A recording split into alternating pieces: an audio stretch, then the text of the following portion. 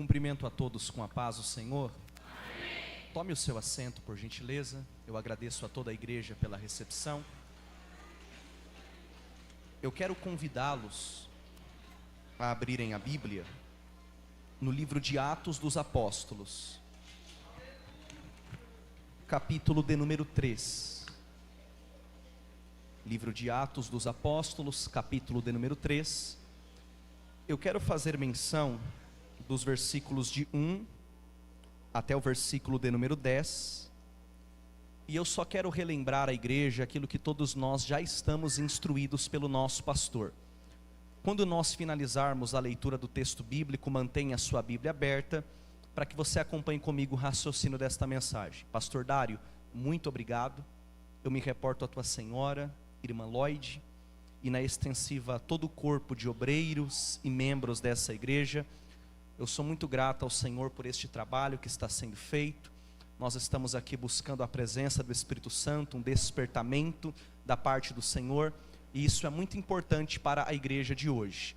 Eu quero agradecer ao Senhor pelos obreiros na sua recepção, desde a porta da igreja até o púlpito. Eu também quero aqui agradecê-los pela compreensão, porque quando eu cheguei ao templo, a reunião ela já havia começado.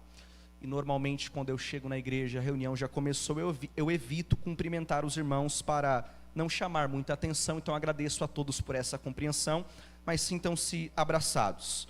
Aqueles que encontraram, podem dizer comigo amém? Amém. Atos dos Apóstolos, capítulo de número 3.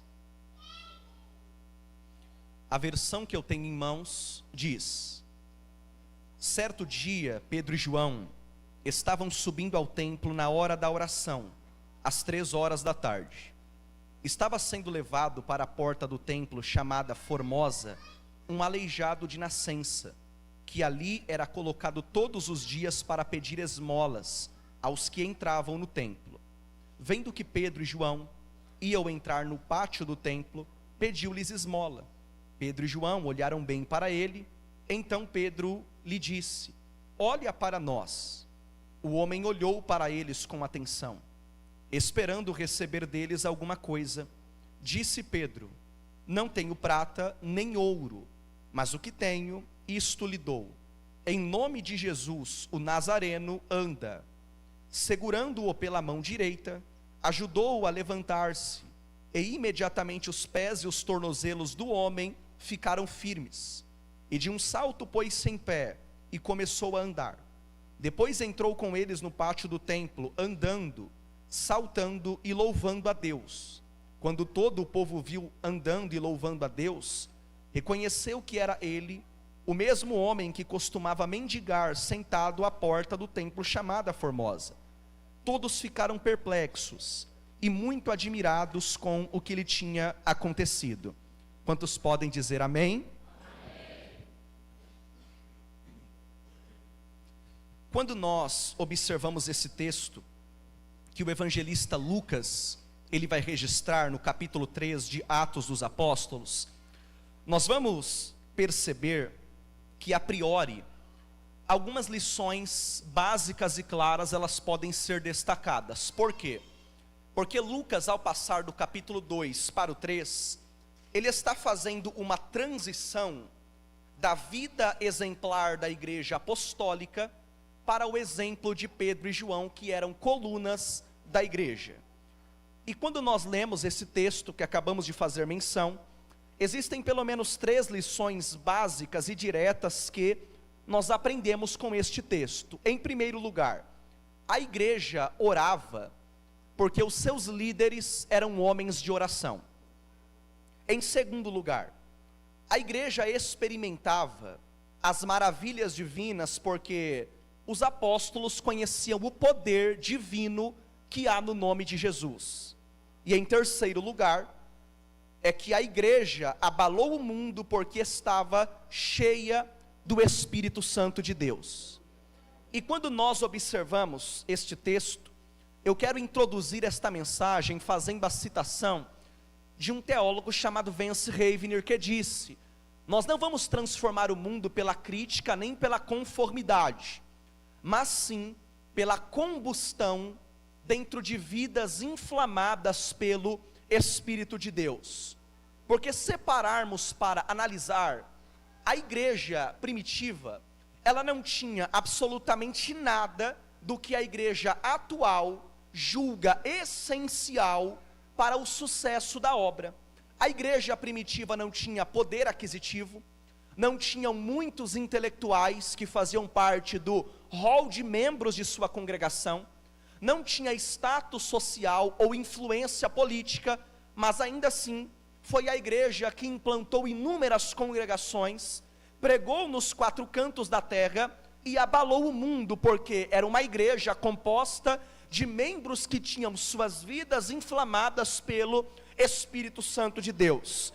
E quando nós observamos essa questão, nós precisamos nos lembrar que a igreja do século 21, ela está procurando os melhores métodos, quando Deus, na verdade, está procurando as piores pessoas para usar.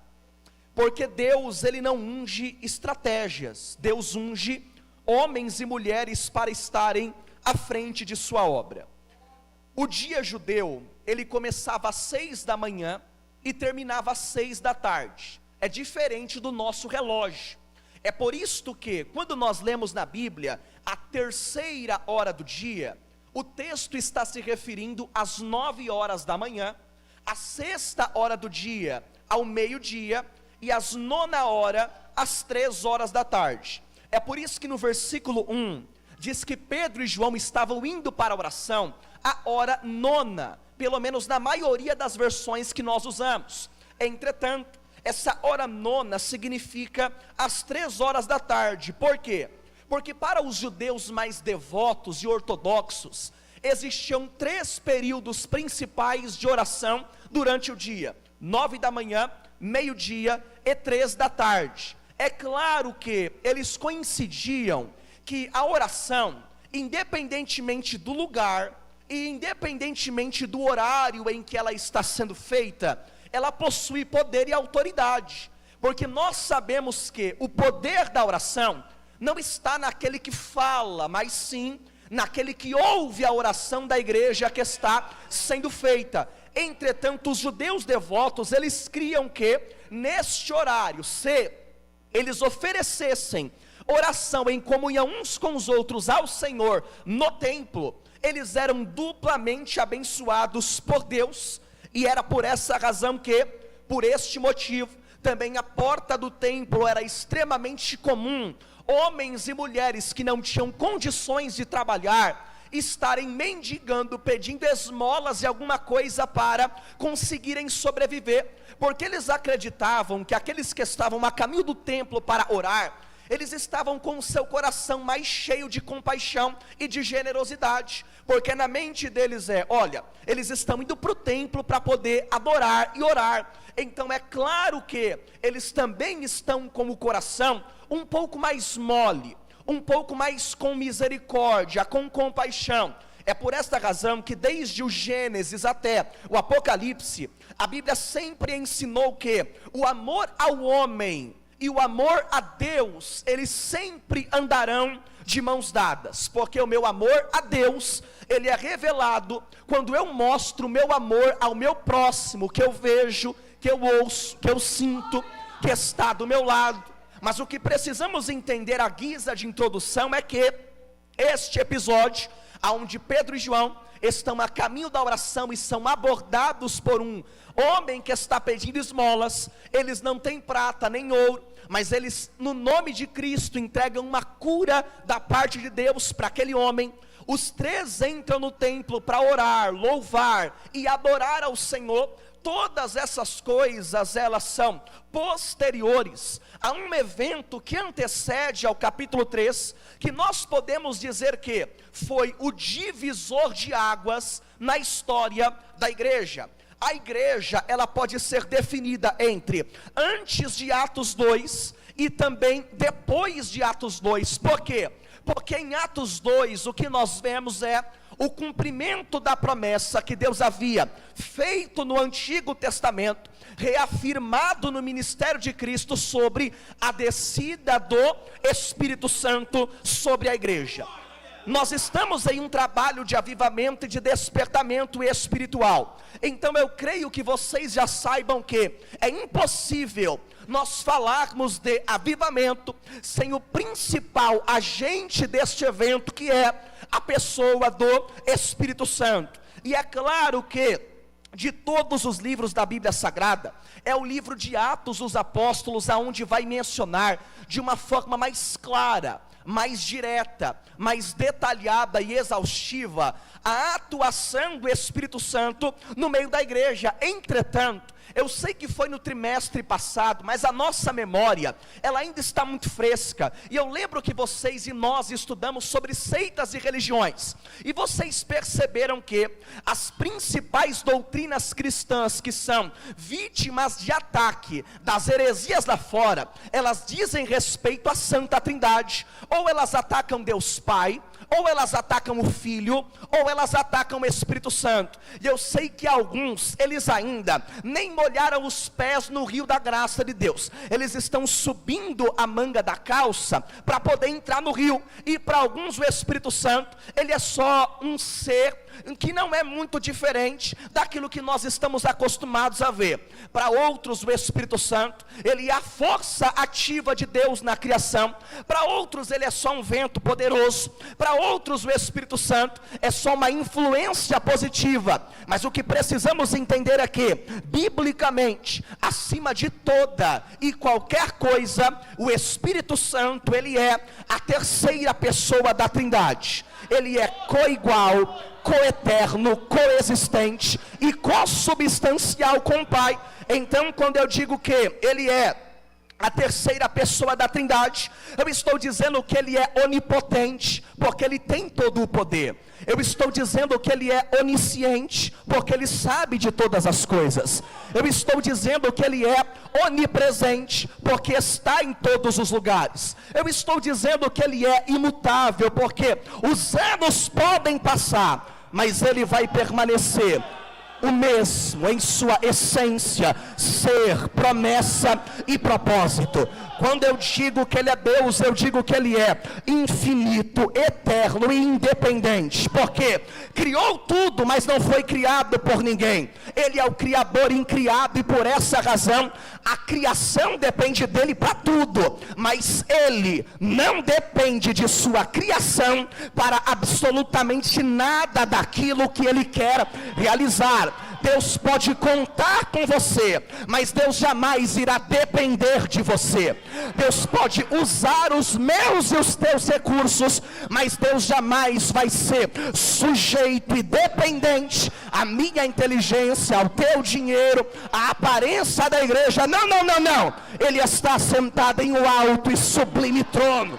Ele é Senhor no céu, na terra e debaixo dela. E agora a Bíblia diz que esse Espírito Santo, ele iria descer sobre a igreja em Atos 2, porque Jesus Cristo, 40 dias após a sua ressurreição, Atos capítulo 1, verso 3, ele está dando as últimas instruções aos seus discípulos, e a mensagem é: vocês precisam ficar na cidade de Jerusalém, porque vocês irão receber o poder que descerá do alto, e vocês serão as minhas testemunhas tanto em Jerusalém, Judeia, Samaria e até os confins da terra. Mas é tão extraordinário que o Espírito Santo, por ser Deus, ele atuou no Antigo Testamento, ele atuou no ministério de Cristo, atuou na vida dos discípulos antes de Atos 2, mas agora, quando ele iria descer sobre a igreja, duas coisas iriam mudar e jamais seriam iguais foram no Antigo Testamento. Primeiro, o Espírito Santo, ele não apenas desviria sobre as pessoas, mas ele passaria a habitar no coração e no interior de cada uma delas. A Bíblia diz em 1 Coríntios, capítulo 3, verso 16, não sabeis vós que sois o templo de Deus, e que o Espírito de Deus habita em vós? É tão interessante, irmãos, porque o Espírito Santo, ele é Deus. Quando eu digo que ele é Deus, eu estou dizendo que ele é aquele que pega todas as águas dos mares, oceanos, riachos e ribeiros, e ele coloca na concha da tua mão. O Espírito Santo, por ser Deus, ele é aquele que conta todas as estrelas e chama cada uma pelo seu nome. O Espírito Santo, como Deus, ele é tão grande que para enxergar a terra ele precisa se inclinar para ver os moradores que lá estão. Ele é um ser tão extraordinário que ele faz do céu o seu trono e a terra é um estrado para os seus pés. Você já parou para analisar que o Espírito Santo, ele é o único ser que tem a habilidade de morar em uma casa que é menor do que ele?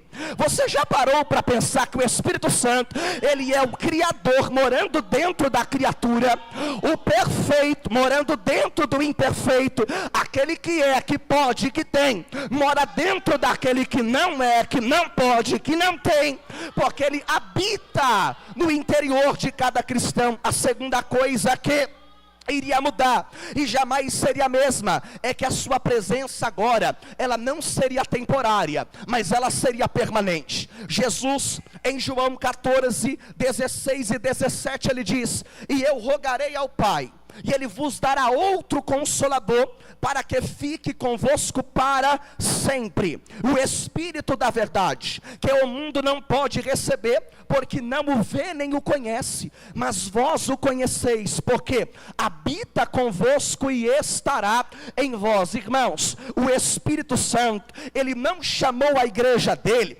de ponto turístico para aparecer na abertura do Aviva Cidade Pava, e quando o trabalho de avivamento acaba, ele vai embora. Algumas pessoas pensam que o Espírito chega na abertura da festa, ele começa a elogiar, a decoração está legal, a organização está muito boa, e quando é no último dia, ele está lá na porta com as mãos estendidas para receber a bênção apostólica. Ele faz as malas dele e fala: gente, foi bom enquanto durou, mas ano que vem eu volto aqui de novo quando for a próxima festa. Não, você não é um ponto turístico, você é casa dele.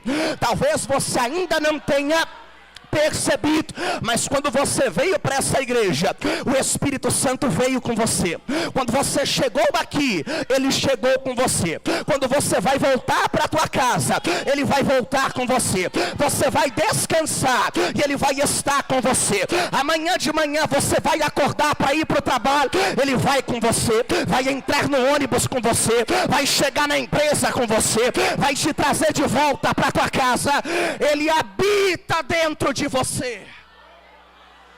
E eu sei que a forma mais fácil que a igreja tem de ensinar doutrina para os seus membros é através do louvor, porque na nossa mente é muito mais fácil decorar a letra de um hino do que decorar o texto bíblico que nós estamos lendo ou que está sendo pregado. Para que você tenha uma ideia, Martinho Lutero, o reformador, ele era músico, e ele mesmo disse que ensinou mais teologia através da música do que através de sua pregação. Mas sabe o que é mais complicado? É quando nós pregamos corretamente, mas ao mesmo tempo cantamos erroneamente, porque nós estamos pedindo para que Deus venha repetir o que aconteceu em Atos 2, dizendo: Senhor, faz de novo, envia teu Espírito mais uma vez, que Atos 2 venha acontecer mais uma vez, derrama mais uma vez o seu poder. Eu quero lhe dizer que a igreja não pode, e a igreja nem deve fazer tal pedido. Nós não precisamos pedir para o Espírito descer. O Espírito, ele não vai descer sobre a igreja. Por quê? Porque ele já desceu há 2000 anos atrás, e desde o dia em que ele desceu, ele permanece no seio de sua igreja, atuando e fazendo a sua obra. E esse Espírito é tão extraordinário que a Bíblia vai mencionar os ministérios dele. Isso é tão lindo, porque talvez nós não sabemos ainda ao pé da letra, mas se não fosse o Espírito Santo, nem crente nós seríamos. Se não fosse o Espírito Santo, eu estou pregando para a gente aqui que sem o Espírito Santo ainda estaria entupindo o nariz de cocaína, ainda estaria sentada em uma mesa de bar, ainda estaria falando da vida alheia, comprando e não pagando, fazendo tudo aquilo que um crente não deve fazer. Mas um dia ele bateu na porta do teu coração e disse: eu sei que a casa está suja, eu sei que os móveis estão de ponta cabeça, mas deixa eu entrar nesse barraco para fazer uma obra no teu coração. E ele passou a vassoura, passou o pano, começou a ilustrar os móveis, fez uma faxina, e conforme a faxina foi feita, ele tirou o espírito da briga, tirou o espírito da malandragem, tirou a gíria, tirou o espírito da prostituição.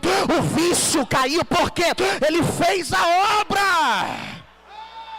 E para ser mais radical ainda, se não fosse o Espírito Santo, nem aqui cultuando nós estaríamos. Porque, meu irmão, se fosse pela força do nosso braço, cá entre nós, nós estaríamos em casa, comendo pipoca, assistindo televisão, falando da vida dos outros. Mas quando deu o horário do culto, o Espírito foi quem olhou para você e disse: vai ficar em casa fazendo o quê? Eu sei que você está desanimado, está caído, está frustrado, mas vai ficar aqui sem fazer nada. Levanta desse sofá, vai para o chuveiro, toma teu banho, passa teu perfume, penteia teu cabelo, coloca a tua roupa, pega a tua Bíblia, vai para casa, dá glória para o meu nome, porque eu tenho um encontro marcado contigo lá.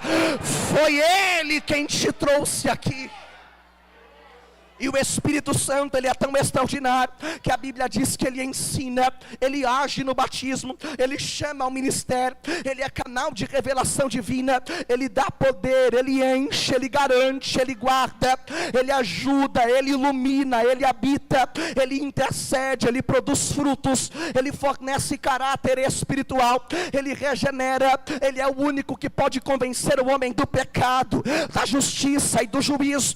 Ele santifica, ele sela, ele é quem escolhe obreiros para a sua obra, ele é fonte de comunhão, ele é fonte de liberdade, ele é fonte de poder, ele é fonte de unidade, ele é fonte de autoridade, ele é fonte de revelação, e também é ele quem é fonte de dons espirituais. Jesus está subindo, a igreja vai orar, e depois de 10 dias de oração, a Bíblia diz que estão todos reunidos no mesmo lugar, e de repente veio do céu um som, como de um vento veemente e impetuoso, e encheu a casa em que estavam assentados, e todos foram cheios do Espírito Santo.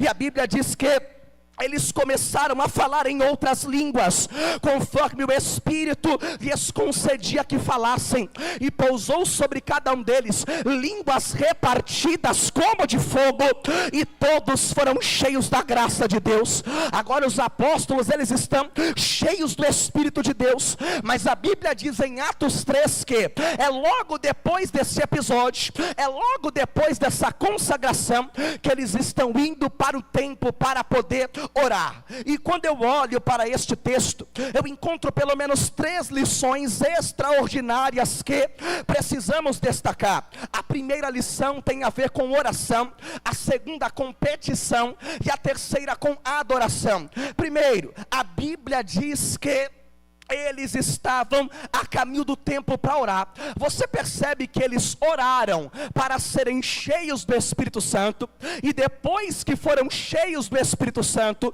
eles continuaram orando para que eles continuassem cheios do Espírito Santo. Irmãos, o tempo pode mudar, as épocas podem passar, o entretenimento pode aparecer, a tecnologia vai crescer cada vez mais, mas eu quero lhe dizer que nestes 2000 anos de história, a receita de um avivamento, ela não mudou, ela continua a mesma. Eu não quero atacar ninguém aqui, mas não é psicologia que traz avivamento, não é didática que traz avivamento, não é uma boa oratória que traz avivamento. A receita é a mesma. Qual? Joelho no chão, cara no pó, buscando a face do Senhor, porque um avivamento vem pela oração, e o avivamento dura enquanto a oração também durar. E eu sei que a palavra pode ser um pouco pesada, mas eu vim para pregar e eu vou pregar. Se você que quer ser um pregador não tem uma vida de oração, você não vai ser um bom pregador. Se você não tem uma vida de oração, você não vai ser uma boa regente, um bom obreiro, um bom pastor. Deus dá graça a quem o busca, a quem o clama de joelhos. E o negócio é tão sério que um dia perguntaram para Charles Spurgeon: Spurgeon, qual é o segredo do sucesso do seu ministério? E ele disse: o meu segredo é que eu ando e trabalho de joelhos. O meu lugar santo de oração vale muito mais do que toda a minha biblioteca de estudo. Irmão, a igreja, quando ela caminha de joelhos, ela caminha mais rápido, porque quando nós andamos de joelhos, nós não corremos o risco de tropeçar. E quando eu olho para a história de Atos, eu vejo que a igreja, ela tinha uma vida de oração. Capítulo 1, verso 14 diz que todos unânimes perseveravam em oração. Capítulo 4, verso 31, a igreja está sob perseguição e ela vai orar, e a Bíblia diz que o lugar em que ela está começa a tremer. Capítulo 6, verso 4 diz que a liderança entende que a sua maior prioridade é a oração e a pregação da palavra. Capítulo 9, verso 11, a Bíblia diz que o primeiro sinal que Deus dá a Ananias de que Saulo foi salvo por ele, é que Ananias, ele já está há 3 dias e 3 noites jejuando, orando e buscando a minha face. Capítulo 16, a Bíblia diz que Paulo e Silas vão perder a agenda daquela madrugada por motivo de força maior, pregaram o nome de Cristo e por causa disso foram presos. Eu imagino Paulo olhando para cima dizendo: rapaz, a vigília lá no Ipava está começando agora, mas não vai dar para ir, estamos presos aqui, o que é que a gente faz? Não tem problema, Deus está lá e está aqui também. A Bíblia diz que eles começam a orar e a cantar louvores ao Senhor. O lugar treme, as cadeias se abrem e Deus dá liberdade. E em Atos capítulo 12, verso 5 diz que Pedro é quem está preso, e quando Pedro estava guardado, a Bíblia diz que a igreja fazia contínua oração pela vida de Pedro. E isso daqui é profético. Eu não sei se você crê, pode até ser jargão de pregador, mas se for bíblico não tem problema. Enquanto a igreja orava lá, Deus enviava um anjo para tirar Pedro da prisão. Você crê que enquanto Cidade Pava está reunida buscando a face do Senhor, Deus está dando um pontapé lá na porta da tua casa e dizendo: eu cheguei para colocar as coisas no lugar. Uma igreja que ora é uma igreja vitoriosa. Uma igreja que ora é uma igreja que abre as portas para a intervenção milagrosa de Deus. E a primeira lição que eu aprendo com o texto é que quando Deus quer realizar algo grande no meio da igreja, Ele coloca no coração do seu povo o desejo de orar. Meu irmão, a posição de vitória do crente não é em pé de nariz empinado. A posição de vitória do crente é de joelhos dobrados, buscando a face do Senhor. A oração da igreja, ela tem poder, ela tem perna e anda, tem asas e chega até o trono da graça. É o poder da oração. Nós estamos se aproximando no próximo ano do maior evento de esporte do mundo, a Copa de Futebol Mundial. E você já parou para analisar que quando o Brasil está jogando, as empresas fazem intervalo, eles colocam televisões, telas, para que os funcionários assistam. É claro que não é o caso do nosso ministério, e graças a Deus por isso, mas tem igreja que se o Brasil for jogar no horário do culto, eles cancelam o culto, falam: não, é jogo da da seleção. Vamos ver os homens jogarem. Irmão, agora cá entre nós, se alguns homens correndo atrás de uma bola conseguem parar uma nação inteira, o que é que uma igreja de joelhos não conseguiria fazer? Você pode receber essa palavra aqui nessa noite. Você não veio aqui para brincar. Eu estou pregando para gente que está em batalha espiritual e buscando a face do Senhor nas madrugadas, subindo, descendo o monte, acordando mais cedo para orar, e Ele está dizendo: continua me buscando, porque eu vou tirar a tampa desse vaso, eu vou abrir a torneira celestial e eu vou derramar azeite sobre a tua cabeça. Uma igreja que ora é uma igreja que abre as portas para a intervenção milagrosa do Senhor. Aleluia. Bendito seja o nome do Senhor nosso Deus, santo e poderoso. Eles estão indo orar, mas eles são abordados por um homem, e a Bíblia diz que esse homem está pedindo esmola.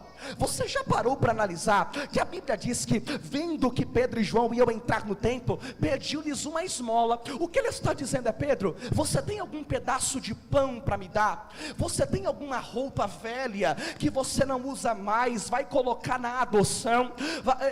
Pedro, na doação, eu quero, eu preciso. Você tem uma moeda para que quando eu estiver voltando para casa, eu passe na padaria, compre um pedaço de pão, para que eu tenha uma refeição um pouco mais digna hoje? Ele está pedindo esmola. Mas olha que extraordinário, a segunda lição que eu aprendo com isso é que, quando parece que Deus recusa a nós o que desejamos, Ele nos dá coisas melhores que as desejadas.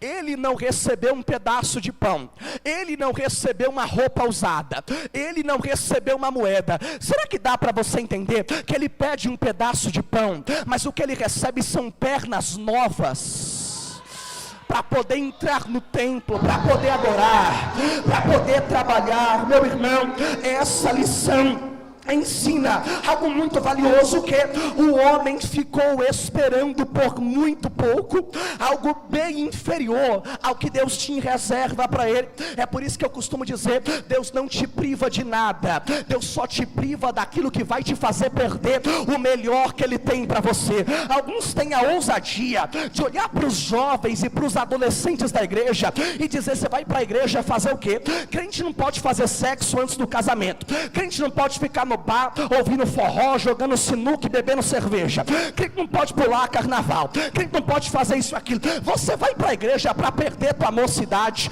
E quem está lá fora, ele se gaba, porque ele sai de casa na sexta-feira à tarde, volta na segunda-feira de manhã, vai direto para o serviço de ressaca, dizendo: eu passei o final de semana na farra, foi quase 4 dias de festa. Enquanto os crentes não podem fazer nada, o que eles não sabem é que quando a igreja for arrebatada, o que Deus tem para ela não é uma festa de 4 dias, é uma festa chamada Bodas do Cordeiro, que vai durar 7 anos, com a igreja dançando, comendo, adorando, louvando, interagindo. Não troque o banquete do céu pelo prato que o demônio te oferece. Você crê que enquanto essa palavra está sendo pregada, Jesus está pregando? Sabe por quê? Porque antes de você chegar aqui, o diabo jogou um laço em você, o laço da droga, o laço da prostituição, o laço do adultério, e diz: eu vou puxar, eu vou trazer para cá. Mas dá glória a Deus do fundo da tua alma, porque Jesus tem uma tesoura aqui nessa noite para cortar o laço de Satanás e dizer: você é meu. Você pertence a Deus, você pertence a Deus. O que é que pode te separar dele? É o desemprego, é a fome, é a dor, é o luto, é a miséria, é a guerra, é a espada, é a profundidade. Não, nada te arranca da palma da mão dele. Está guardado nas mãos do Senhor. Agora Pedro fala: olha, eu não tenho prata e eu não tenho ouro. Você percebe, irmão, que quando Deus, por favor, não me entenda mal, eu não sou contra os recursos naturais da igreja, mas você já parou para pensar que quando Deus ele quer realizar alguma coisa, ele não depende dos recursos naturais de uma igreja? Porque uma igreja que não tem, não significa que é uma igreja que não pode viver os milagres do Senhor. Pedro fala: não tenho prata nem ouro, mas o que tenho te dou. É interessante porque 1200 anos depois, a história conta que Tomás de Aquino foi visitar o Papa Inocêncio IV. Ele chega no momento em que o Papa está contando os tesouros da sala do tesouro da igreja católica, e ele tem a ousadia de olhar para Tomás e dizer: Tomás, agora nós não precisamos mais dizer como Pedro e João falaram: não tenho prata, não tenho ouro. Olha só para isso, olha o tanto de prata, olha o tanto de ouro que nós temos hoje. E Tomás falou: é verdade, nós não podemos mais dizer, nem precisamos, não tenho prata nem ouro, porque nós temos de sobra. Só que tem um porém, nós também não podemos mais dizer: em nome de Jesus o Nazareno, anda, recebe força na tua perna, porque nós temos os recursos naturais, mas acabamos de perder o poder do Espírito Santo, que atua independentemente de recursos naturais. E aí Pedro deixou claro que ele não tinha ouro e ele não tinha prata, mas ele tinha o poder de Deus sobre a vida dele. E o poder de Deus, ele abre portas, ele faz milagres. O poder de Deus cura enfermidades. É o poder de Deus que te colocou naquele cargo que você tem na empresa. Até hoje você não entendeu, mas o meu concorrente tinha um inglês melhor do que o meu, entendia mais de informática do que eu, mas ele não tinha o que você tem. O que? O fogo do Espírito que queima no coração. Esse é o privilégio da igreja. Por quê? Porque nós temos o diploma, nós temos o certificado, nós temos a formação, mas nós também temos o poder do Espírito Santo que abre as portas para a igreja. Aleluia! E é tão extraordinário porque Pedro possuía fé no poder do nome de Jesus Cristo, e com isso, ele realizou muito mais do que se ele tivesse todo o ouro e toda a prata do mundo. Porque, irmão, o poder do nome de Jesus é um poder tão extraordinário, que até hoje não existe ninguém que suporte o poder deste nome. Tem um hino por aí que diz que o crente cheio da unção faz o inferno tremer. Não faz não, irmão. O diabo não tem medo de você, o diabo não tem medo de mim, mesmo se estivermos cheios do Espírito Santo. O que o diabo teme é o nome de Jesus. O que o diabo teme é a pessoa de Cristo. O que o diabo temeu foi quando há 2000 anos o Cristo gritou: está consumado, a dívida foi paga, a guerra foi vencida, e depois de 3 dias ele venceu a morte. A Bíblia diz, meu irmão, em Lucas capítulo 10 verso 17: e voltaram os 70 com alegria, dizendo: Senhor, pelo teu nome até os demônios nos sujeitam. Em Marcos capítulo de número 16 verso 17 e 18, Jesus, ao mencionar a promessa que iria acompanhar os que creem no poder do seu nome, ele diz: e estes sinais seguirão os que crerem. Em meu nome expulsarão demônios, falarão novas línguas, pegarão nas serpentes, e se beberem alguma coisa mortífera, não lhes fará dano algum, e imporão as mãos sobre os enfermos e os curarão. O nome de Jesus tem poder. O nome de Jesus tem poder. Não, eu vou repetir: o nome de Jesus tem poder. Foi esse nome que te tirou do mundo.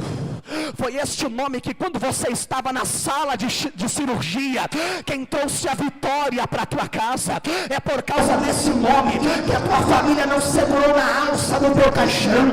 É por causa desse nome que você está aqui, que teu nome está escrito no livro da vida. É por causa do nome dele.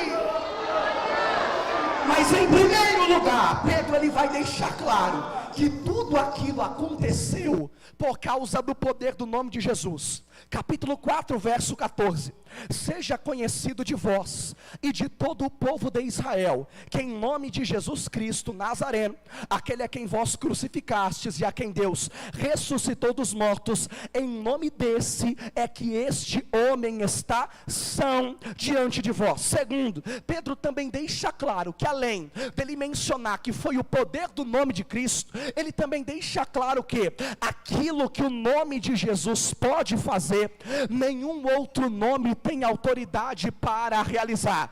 Capítulo 4, verso de número 12, Pedro diz o seguinte: e em nenhum outro há salvação, porque também debaixo do céu nenhum outro nome há dado entre os homens pelo qual devamos ser salvos. E em terceiro lugar, a Bíblia diz que a igreja, ela sofreu ameaça e foi perseguida por causa do poder do nome de Jesus. E isso é tão extraordinário, irmão, porque Pedro chega lá e a Bíblia diz no 4:18 que o que falam é: olha, vocês estão proibidos de pregarem e ensinarem sobre esse nome. Mas quando Pedro vai contar para a congregação sobre perseguição, ele vai fazer a coisa melhor que um crente pode fazer sobre perseguição. Alguns crentes, quando são perseguidos, eles vão postar indireta na internet, eles vão bater na porta, vão puxar cabelo, vão xingar, vão arrumar briga na porta da igreja. A igreja não, a igreja dobrou os joelhos e foi orar.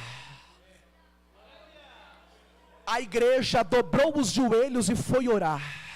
Porque a melhor resposta que a igreja pode dar para a perseguição é dobrar os joelhos e buscar a presença do Senhor. E olha que interessante, irmão, e com todo respeito, mas se você depende de pega na mão de quem está do seu lado para dar glória a Deus, a gente vai ter um problema sério aqui hoje. Se você depende de que alguém peça para você adorar, para você pular, para você falar em mistério, a gente vai ter um problema sério aqui hoje. Porque crente ruim de adorar, a gente conhece ele de longe, ele só funciona à base da força, do pontapé espiritual. Mas aqui não, a igreja tem a Bíblia, ela tem a palavra. Sai pra lá com a tua frieza. É a palavra quem aviva e quem faz a igreja glorificar. Capítulo 4, verso 24 diz: e, ouvindo eles isto, unânimes levantaram a voz a Deus e disseram: Senhor, Tu és o que fizeste o céu, a terra e o mar, e tudo o que neles há, que disseste pela boca de Davi teu servo. Porque bramaram as gentes e os povos pensaram coisas vãs? Levantaram-se os reis da terra, e os príncipes se ajuntaram a uma contra o Senhor e contra o seu ungido. Porque verdadeiramente o teu santo filho Jesus, que tu ungiste, se ajuntaram não só Herodes, mas Pôncio Pilatos, com os gentios e os povos de Israel, para fazerem tudo que a tua mão e o teu conselho tinham anteriormente determinado que se havia de fazer. Agora, pois, ó Senhor, olha para as ameaças e concede aos teus servos que falem com toda a ousadia a tua palavra, enquanto estendes as mãos para curar e para que se façam sinais e prodígios pelo nome do teu santo filho Jesus. Agora olha o que acontece: e tendo eles orado, tremeu-se o lugar em que estavam reunidos. Todos foram cheios do Espírito Santo e anunciaram com ousadia a palavra de Deus. Porque uma igreja que não ora é abalada pelo mundo, mas a igreja que ora não é abalada. A igreja que ora é ela quem abala os quatro cantos dessa terra. E Jesus tem salvação para alguém aqui nessa noite. Eu creio nisso, irmão. Às vezes a gente chega na igreja, depois que Deus dá um talento em nós, e a gente tem a ousadia de olhar para alguém que está lá fora e dizer: esse aí tem jeito não, esse aí nem Jesus pode salvar. Não me entenda mal, mas eu vim para pregar e eu vou pregar. Se Jesus salvou você, se Jesus salvou a mim, Ele consegue salvar qualquer um que está lá fora. E esse nome tem tanto poder que ele é o único que tem autoridade de transformar a vida de um homem, de mudar o caráter de uma mulher, de trazer dignidade, de trazer respeito, de trazer caráter para alguém.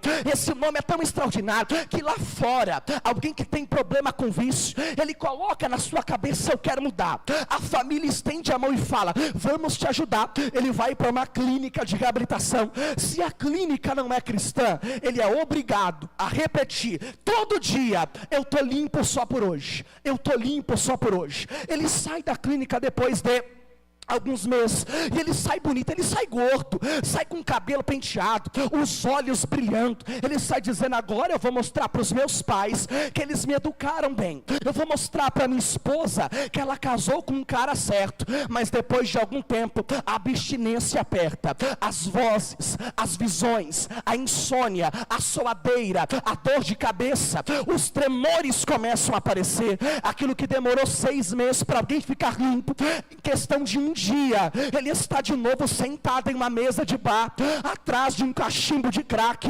fazendo o que não deve, se drogando como não houvesse amanhã. Mas quem é que consegue me explicar que, às vezes, em um culto como este, em uma igreja como esta, em uma palavra como essa, passa alguém na frente da igreja que tem problema com vício, ele nem recebeu o convite para entrar, mas quando ele passa na porta dela, o Espírito brada na alma dele: entra na minha casa, porque eu tenho uma parada para resolver com você lá dentro. Ele chega, as irmãs começam a cantar, ele começa a chorar, as crianças cantam ao Senhor, e ele começa a sentir calor. Jovens e adolescentes cantam a Deus, e ele começa a sentir vontade de chorar mais ainda. A palavra é pregada, e a palavra sendo pregada é como um martelete e um martelo espiritual. Ela vai batendo, ela vai batendo, ela vai batendo, ela vai, e conforme bate, cai o crack, cai a maconha, cai a cocaína, cai a cachaça. Ele faz a obra. O apelo é feito, ele levanta a mão, aceita Jesus. Quem é que consegue me explicar que a pessoa que chega na igreja com cheiro de maconha, bafo de cachaça, de bermuda, de boné, é mano para um lado, é bagulho para outro, é cheio de malandragem? Quem é que consegue me explicar que depois de 5, 6 anos, esse mesmo rapaz virou um pastor de igreja, virou um pregador do evangelho, virou um homem de dignidade, alguém com a marca da promessa? Sabe o que é isso? É o poder do nome dele, é o poder do nome dele. Se você quiser e puder, estenda a tua mão para receber essa palavra aqui agora.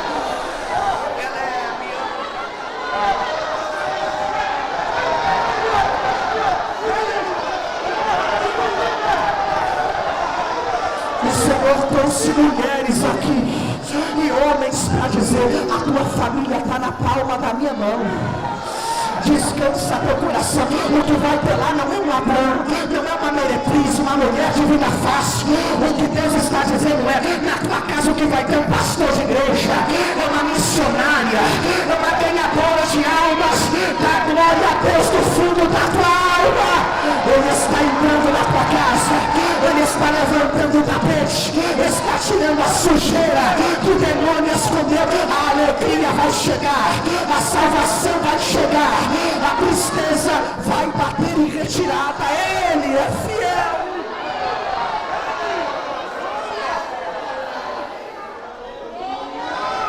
Ele é fiel. Ele consegue mudar o coração do ser humano. Ele é macalavara, choremacandaraia.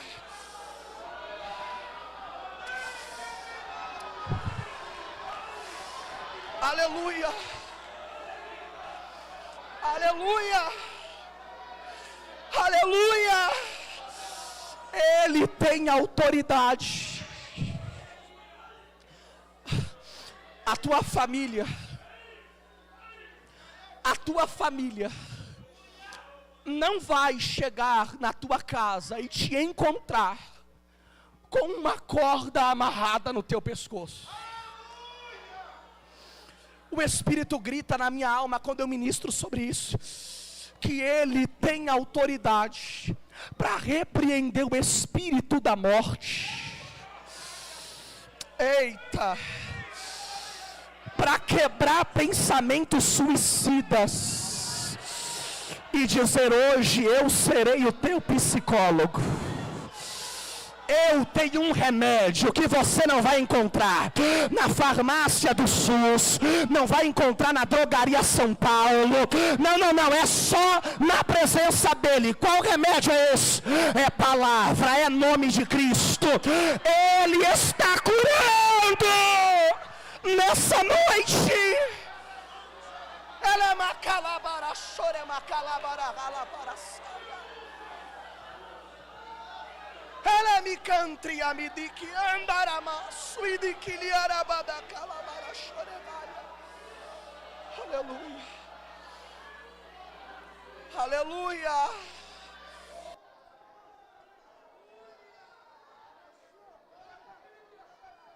Aleluia, aleluia, aleluia, aleluia.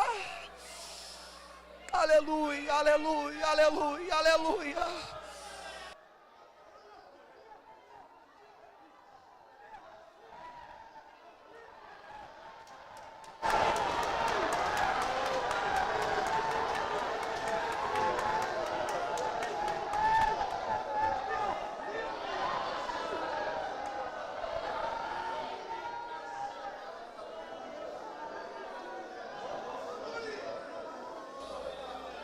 É o poder de Jesus. É o poder de Jesus.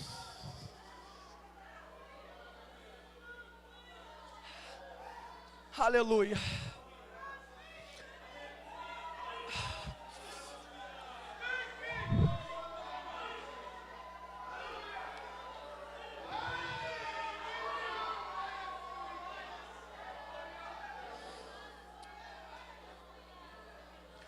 A Bíblia diz que Pedro pega na mão do homem. Irmãos, de acordo com o capítulo 4, ele tem 40 anos. E ele é paralítico de nascença, ele nunca aprendeu a andar. Olha só o grau do milagre. A Bíblia diz que Pedro pega na mão dele e ergue ele. E o que o texto diz é que imediatamente os seus pés e os seus tornozelos se firmaram. Não precisou de fisioterapia. Foi imediatamente. E a primeira coisa que ele quer fazer é entrar no templo para poder adorar. Porque a adoração, acima de tudo, é demonstração de gratidão ao que Deus fez por nós. E a terceira lição que eu aprendo com a adoração é que a adoração, ela é o anúncio ambulante do problema que Deus transformou em milagre. Só que naquele culto, tinham alguns que gostavam de cultuar na biblioteca. Aqueles que se incomodavam. Irmão, se você tem o seu jeito, é o teu jeito. Você não pode querer que eu seja igual a você. Você não é obrigado a dar glória a Deus, a falar em línguas, mas não queira proibir ninguém de fazer isso. Até porque, talvez os pastores concordem comigo, é muito mais fácil você educar um crente animado do que você tentar animar um crente que está morto. É muito melhor. E a Bíblia diz que ele chega e ele começa a pular, a saltar, a louvar ao nome do Senhor. O que ele está dizendo é: Jesus me curou, eu tenho razões para adorar. Irmão, não queira protocolar a adoração de ninguém. É que talvez você não saiba, mas por trás da adoração de alguém existe uma história que só este alguém e Deus sabe que está acontecendo. Aí alguns gritam, outros falam. Para que gritar desse jeito? Mas é você quem sabe da onde ele te tirou, o que ele fez. Eu posso te dar um conselho: quem não conhece o peso da tua prova não tem o direito de julgar a forma que você adora. Então dá glória a Deus do fundo da tua alma mesmo, vai. Mostra a tua gratidão a Ele nessa noite mesmo. Ah não, mas não operou milagre. O milagre é você estar de pé, mesmo com doença, mesmo com desemprego. A porta não abriu, mas você está aqui. O caroço não sumiu, mas você está aqui. Milagre não é só quando ele opera, milagre também é quando ele te faz continuar diante das adversidades. Ele começa a adorar ao Senhor. Ele começa a adorar ao Senhor. E eu lembro, pastor Dário, há 8 anos atrás, eu preguei em uma festa. E eu lembro que era uma festa de ciclo de oração. E eu estava pregando e de repente Deus começou a fazer um mover extraordinário na igreja. E um começou a cantar em mistério, o outro começou a interpretar. Deus começou a batizar, porque Deus não é refém do meu cronograma, irmãos. É Ele quem manda no culto e dirige. Quem diz que Deus precisa esperar o apelo para salvar alguém? Quem diz que Deus precisa esperar o culto do batismo no Espírito Santo para batizar alguém? Não, não, não. Se Deus quiser te batizar até na tua casa, lavando a louça do almoço, Ele consegue fazer isso. E aí do outro lado, entrou um rapaz na igreja, todo sujo, cheio de droga, e ele levantou a mão e aceitou Jesus. A gente não entendeu muito o que aconteceu naquele dia, porque pra gente, ele estava tão drogado, que ele não conseguia controlar as próprias emoções. Só que depois ele contou o testemunho dele. Ele disse assim: Jonathan, eu acabei de receber a carta de divórcio da minha esposa. Os meus pais faleceram há 1 mês atrás. O meu filho não vai querer ficar comigo. Estou afundado nas drogas e perdi o meu emprego. A única solução que eu pensei para isso foi amarrar uma corda e me suicidar.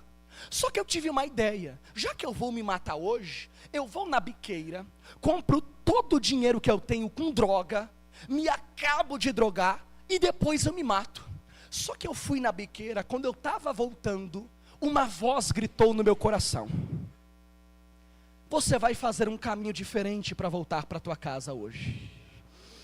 E ele disse que aquela voz começou a falar: vai reto, pega a direita, sobe a ladeira, desce o escadão, entra à esquerda. E ele foi indo, até que ele parou na frente da igreja, do outro lado da rua. E de repente a palavra foi pregada, o poder de Deus se manifestou. E ele levantou a mão, porque ele disse: quando vocês estavam adorando, o que eu estava ouvindo era como se anjos estivessem cantando e louvando a Deus no meio de vocês. E naquele dia Deus gritou na minha alma: eu tenho uma segunda opção para você, e não é a morte, é a mudança da tua vida. Depois de 1 ano, eu fui pregar numa igreja, e tinha um camarada que ele gritava, que ele sapateava, e eu pensava: meu Deus, ainda bem que meu som está alto, porque senão esse cara não ia me deixar pregar. Será que eu falo alguma coisa? E Deus falou: não toca, sou eu quem está na vida dele. Ele depois do culto me procurou e disse assim: tu lembra de mim? Eu falei: não estou lembrado de quem tu é. E ele disse assim: eu sou aquele rapaz que aceitou Jesus no dia que você pregou, no 28 de dezembro de 2017. Ele contou a história. Deus renovou o casamento dele, Deus tirou ele da droga. E sabe o que ele disse? Ele falou assim: Jonathan, eu tenho tanto motivo para dar glória a Deus, que eu não consigo ficar parado no culto. Eu quero dar glória, eu quero adorar. Eu falei para ele: aí como é que vai as coisas? Ele disse: aí nada, estenda a tua mão, me dê a paz do Senhor, que agora eu sou um homem de Deus. Porque a adoração, ela tem poder. Então você que pode, fique de pé nessa noite. Ela é macalabara, chore macandaraia. Ela me calabara, calamarás, me calavara, choreiraia. Não deixe ninguém protocolar a tua adoração. Não deixe ninguém fiscalizar o teu culto. O teu culto não é para mim, é para aquele que está sentado em um alto e sublime trono. Quem tem que se agradar dele é o Senhor. Então adore a Ele mesmo da forma que você acha que Ele merece ser adorado. coloca para fora o culto que você trouxe para entregar para Ele. Eu quero lhe dizer que Deus está aqui, irmãos, e Deus estando aqui, Ele tem autoridade para quebrar a cadeia, para quebrar o gema, para abrir as portas da prisão. Ele tem autoridade para quebrar o arco, cortar a lança, queimar os carros no fogo, para desfazer o laço do passarinheiro. E Ele te trouxe aqui para lhe encher da presença dEle. Então incline a sua cabeça aí do teu lugar, e neste momento comece a receber o poder que Deus tem para liberar sobre a sua vida, em nome de Jesus. Agora comece a receber agora. Comece a ser tocado por Ele agora.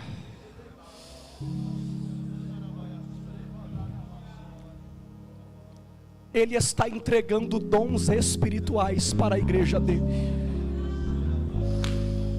Existem variedades de línguas que estão sendo liberadas para essa casa. Existem dons de curar que estão sendo liberados para essa casa. Existem dons de profecias. Jesus está tocando na sua garganta agora e dizendo: coloca para fora esse canto de mistério que eu estou colocando na sua boca. Elé, mandré, vastrocomondria, rebria, saia. Quem tem, põe para fora. Quem não tem, comece a dar glória. Porque o batizador chamado Jesus, Ele está aqui. Vai. Coloca para fora. Elemandria, quemia, sebia, calava, choregaia. Jesus quer colocar sapato de fogo nos pés de alguém aqui. Ele está pegando na mão de alguns crentes e dizendo: caminha no tapete da revelação da minha graça, porque Ele está colocando a mão na tua cabeça agora e está lhe enchendo do Espírito dEle. Coloca para fora.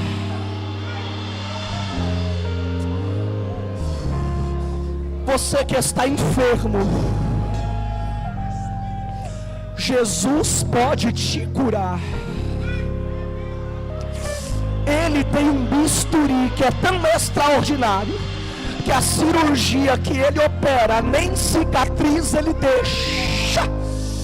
Quem disse que o relatório final é o médico quem dá? Jesus pode rasgar ele hoje aqui e dizer: quem manda na tua história sou eu, e a última palavra está nos meus lábios.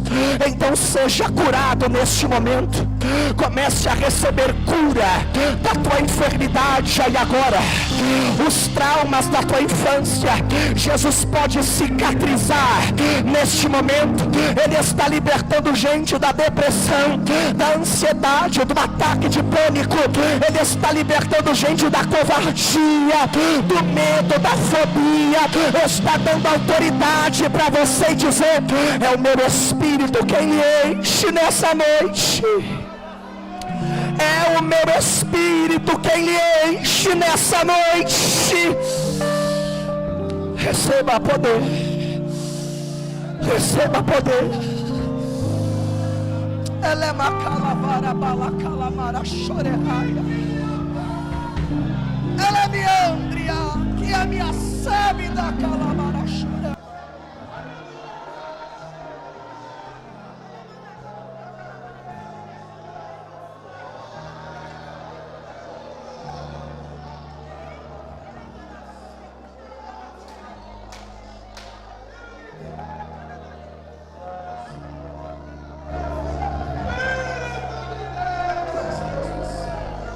No mar e debaixo da terra.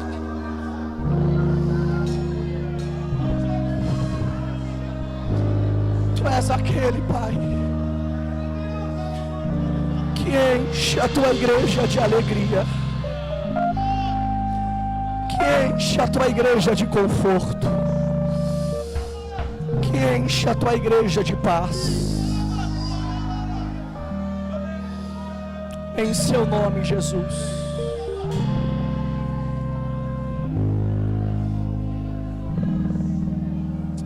Eu quero saber se há no nosso meio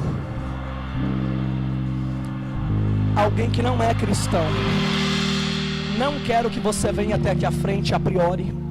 Eu só quero te conhecer. Então aí do teu lugar, você que não é crente, aí do teu lugar mesmo, tem um sinal com as tuas mãos. Você que não é cristão, tem uma pessoa aqui, muito obrigado.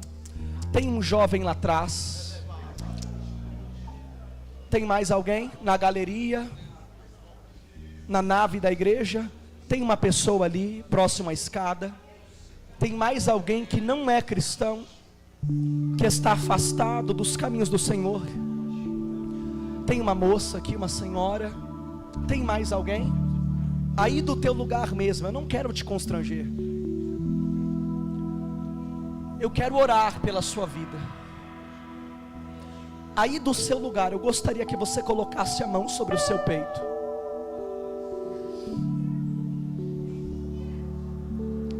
O Senhor tem poder para mudar alguém.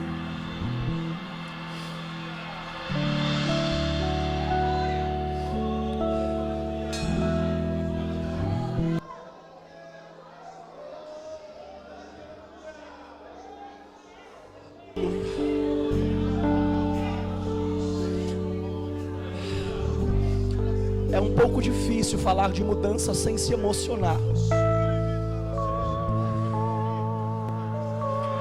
O Senhor tem poder de resgatar um pecador.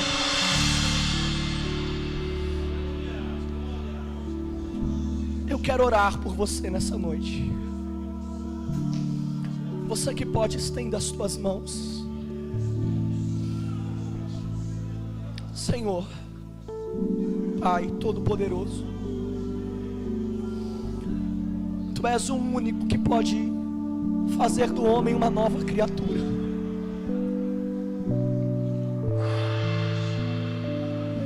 Tu és o único, Senhor, que escolhe as piores pessoas que poderiam existir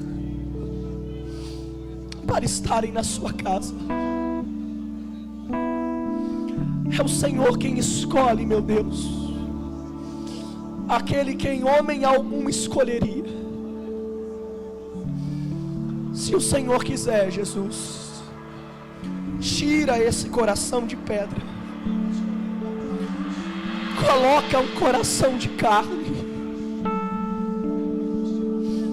e salva vidas nessa noite, em Teu nome, Jesus. Amém.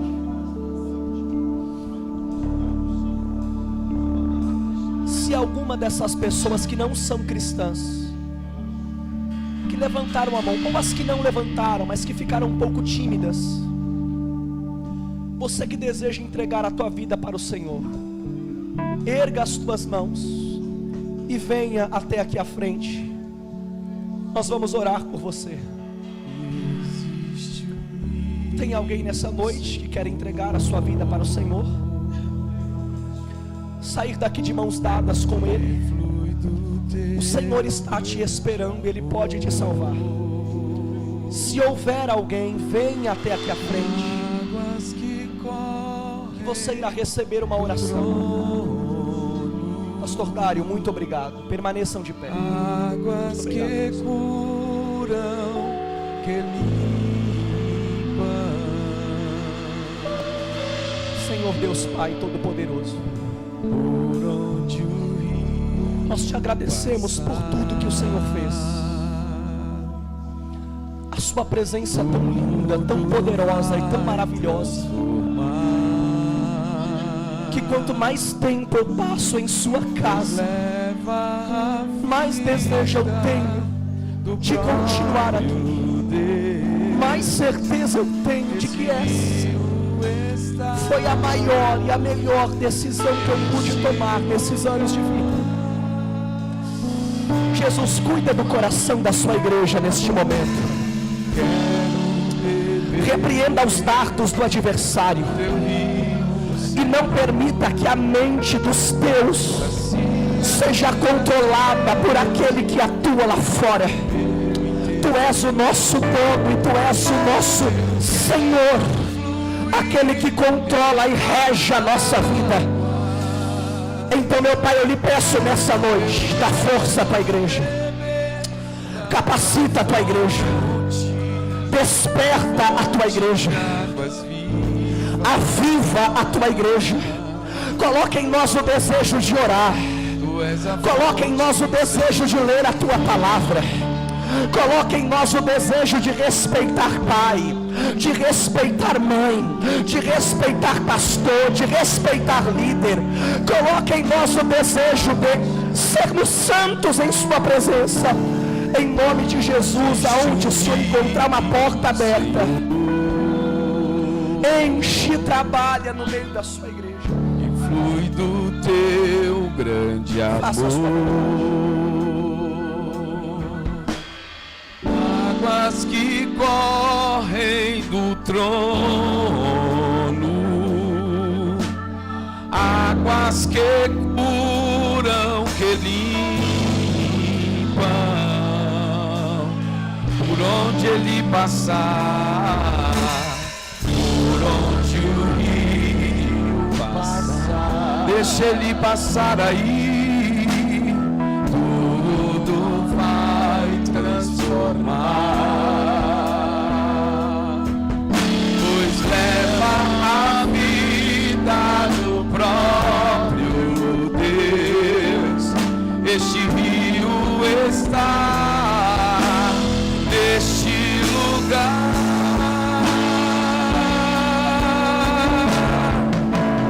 Quero beber do Teu rio, Senhor.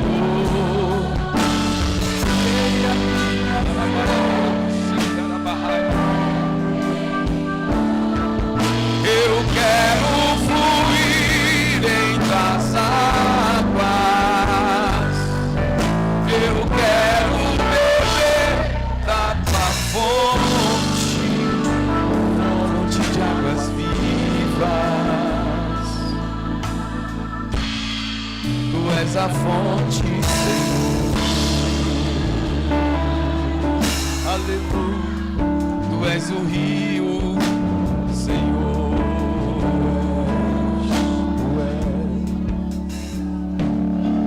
Só Tu és a fonte, Senhor. Levanto as minhas mãos em adoração. Louve ao Senhor.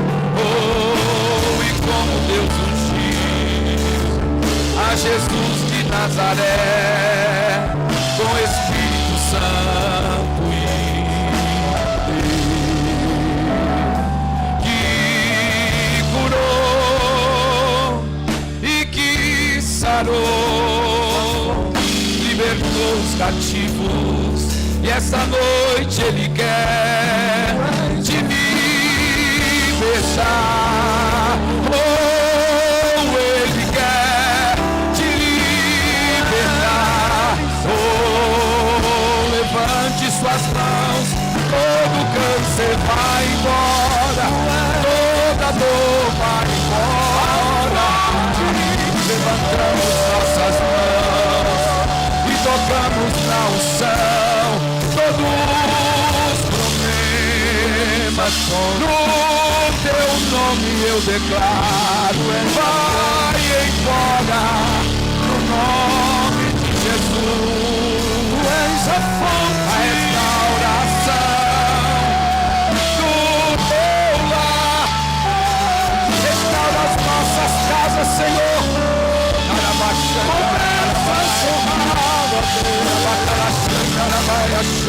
Nossa vida, a Tua palavra, Senhor.